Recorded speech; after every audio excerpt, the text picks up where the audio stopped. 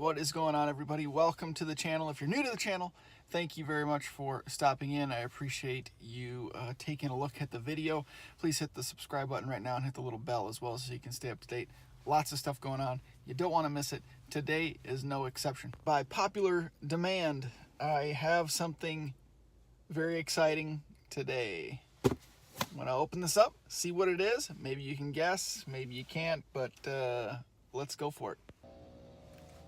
This guy's got the audacity to pull up in a landscaping van and use a leaf blower while I'm trying to make this quick video. There's no respect. There's no respect. I'm just kidding. Anyway, let's move on with it. Hopefully it doesn't affect the sound quality too badly, but I am very excited about what we got today. There's a lot of debate, internal debate. I asked for people's opinions and input. I got some different responses, but ultimately I made this decision because I think it will be beneficial to everyone that views these videos, but also to me. So let's take a look and see what we got here.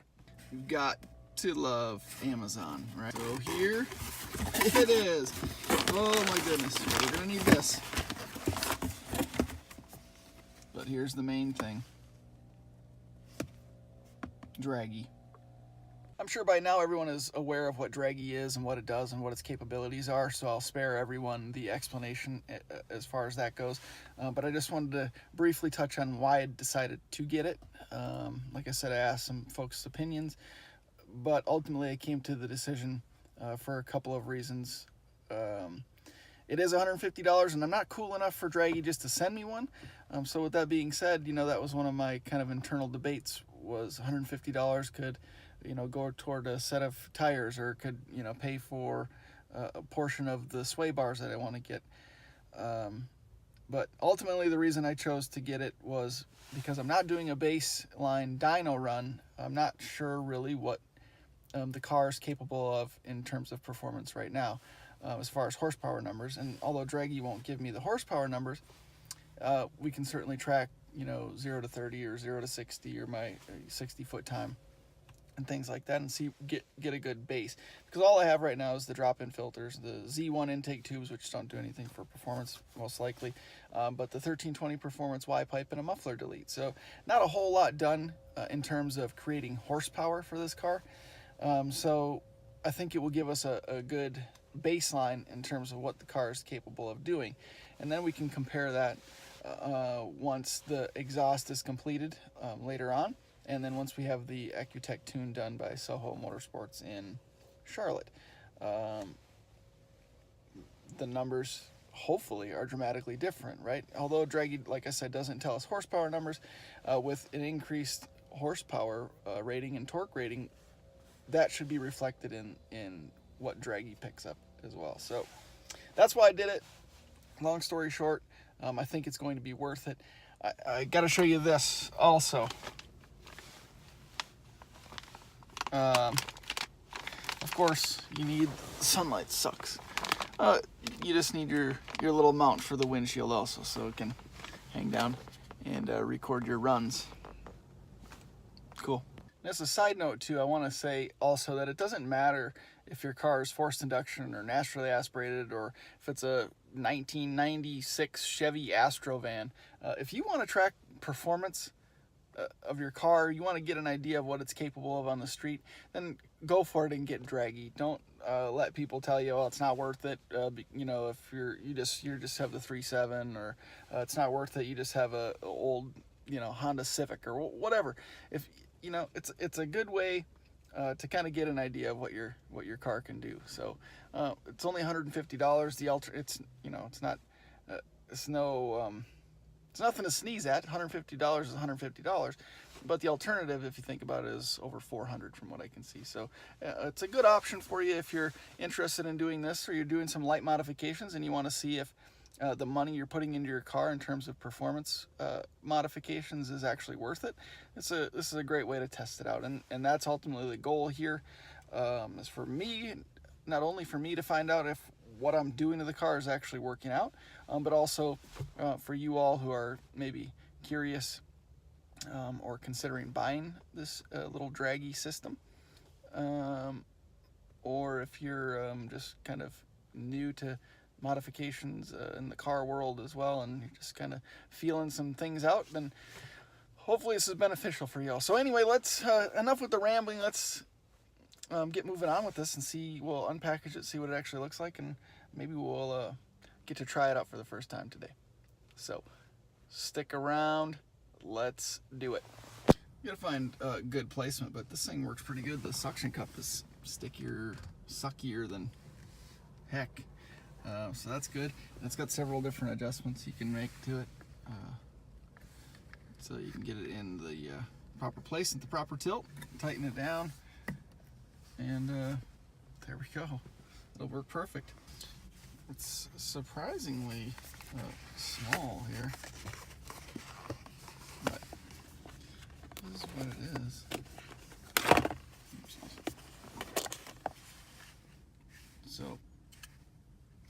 So it's kind of nice though, because it's not going to take up a lot of room, not going to be super noticeable or cumbersome if you can find a proper placement for it somewhere on the dash. So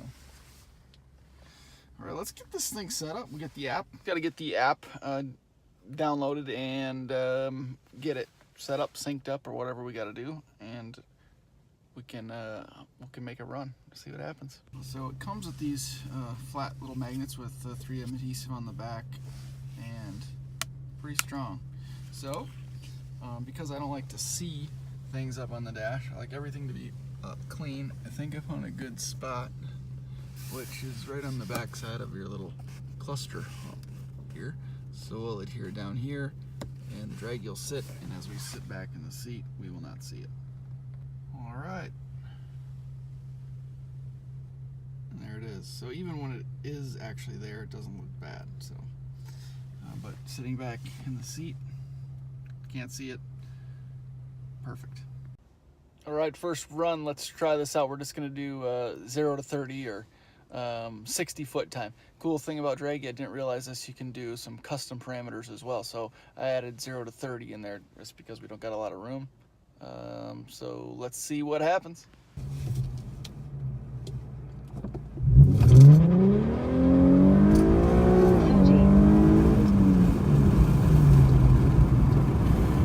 Not too bad at my very first pull, 2.3 something, 60 foot time with a ton of spinning. I also had traction control on, and I let the car shift itself in automatic. So pleased with that so far. Here's the little slip that comes up with it. Sorry, I misspoke. 2.28 seconds in a 60 foot time. I'd say that's respectable. First time, tire slipping in auto, letting the car do the work. Not too bad. Let's try it one more time. This time I'm going to feather it just a little bit to see if I can reduce the spin a little bit, see if that helps.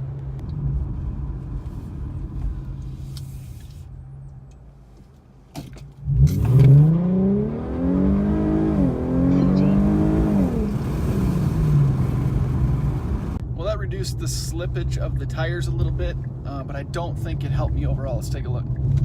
So this run was 2.33 seconds in the 60 foot time. Still respectable, still a little bit of spin, but I think letting off the power a little bit hurt me. Even at a slight decline, the numbers weren't quite as good. So I just got 2 quick runs in today. I can already tell this thing is going to be addicting, and it's going to cause some problems. I'm going to have to find some more closed roads, and I can already tell that I'm going to be wanting to test the car out constantly now, and pushing the limits and seeing what other numbers I can make happen. So overall, I think the Draggy thing itself is a pretty neat deal, and I think it's really going to get us a good baseline in terms of what the car is capable of doing. The other thing, though, that I'm impressed with is the performance of this 2015 Q50 with a 3.7 and very few modifications done in terms of performance. Again, right now, all I have is slightly better flowing drop-in filters over stock, a 1320 Performance Y-pipe, and a muffler delete. That's it in terms of performance. I still have on the rear of the car the crappy drag radials. I wish I had drag radials. Run flats, the crappy stock run flats. That's what I have on the back of the car. So there's no grip whatsoever, and they're super narrow, of course. So I would say, even without, I don't even think I have to make any changes, honestly. If I can work on my launch a little bit more myself, I think I can hit that 2-second flat mark, which is pretty awesome considering that I've seen Q50s with the 3.0T and maybe some slight modifications running in the 1.9 second area, 1.95, something like that on this Draggy. So if I'm keeping up, at least for the 60 foot, that's going to make me feel a little bit better. Anyways, stay tuned. We're going to do some more of these, but that's it for today.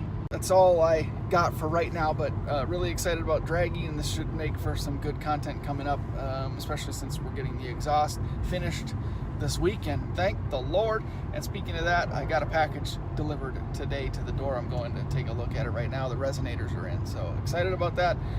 We're ready to get the exhaust finished up. We'll do some more pulls with Draggy before and after to see if finishing out the catback portion of the exhaust helps me in terms of performance that way.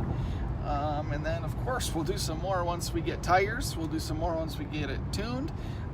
This is going to be a lot of fun, and hopefully we can get to the drag strip this summer. So looking forward to a lot of cool stuff with this good old Q50.